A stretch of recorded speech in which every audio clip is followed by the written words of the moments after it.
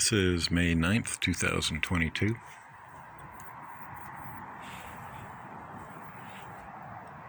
Odessa is entirely silent today.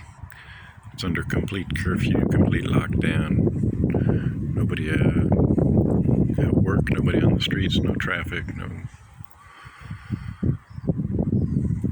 pedestrian traffic, everything closed. In the attempt to minimize the danger to civilians, and of course, homes and apartment buildings can be targeted, as we've seen plenty of evidence, but the idea is to minimize the risk to civilians.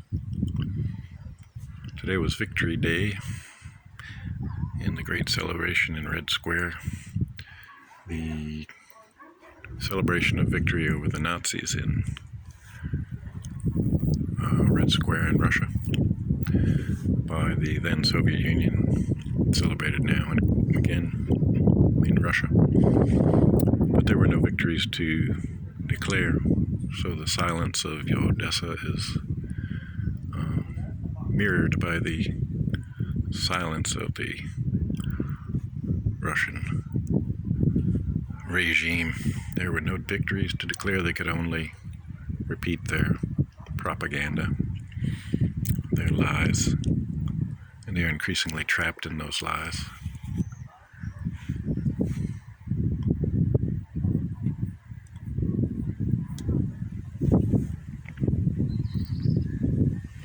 Odessa was relatively silent. I've heard of that it did come under attack. I did not hear until recently. You could hear shelling in the distance and probably artillery fire. So I'll be looking into that for tomorrow and find out what happened. But here nearby, there was nothing, although the air raid silence were going off pretty regularly. But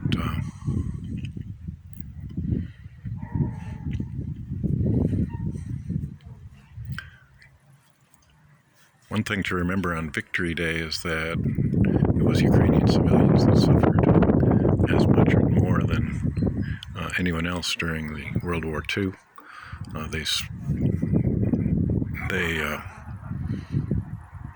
Ukrainian civilians were caught as the German army advanced towards Russia. It was Ukrainian civilians that often bore the brunt of that. And likewise, as the tide turned and the Soviet army came back through and on its way to taking Berlin, again, it was Ukrainian civilians that often bore the brunt. And so millions of Ukrainian civilians died in World War II. And just as many, many thousands, probably tens of thousands of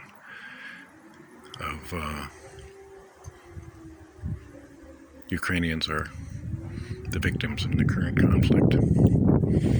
And also, the Ukrainians haven't forgotten that it was often them, the Ukrainian rural folks and farmers, who suffered worst at the hands of Soviet policies back in the 1920s, 30s, 40s, policies of collectivization and not stopping at things that are often led to the direct killing of Ukrainian civilians. So Ukrainians have suffered at the hands of Russian leadership, and they want no part of a return to rule by Russia. They want to be free and independent and to be the masters of their own fate. And for Russia, they may have their Victory Day celebration, but there are no victories to celebrate here. The Ukrainians will fight on until all of their territory is liberated once again. And this is the Swan song of the Tyrant.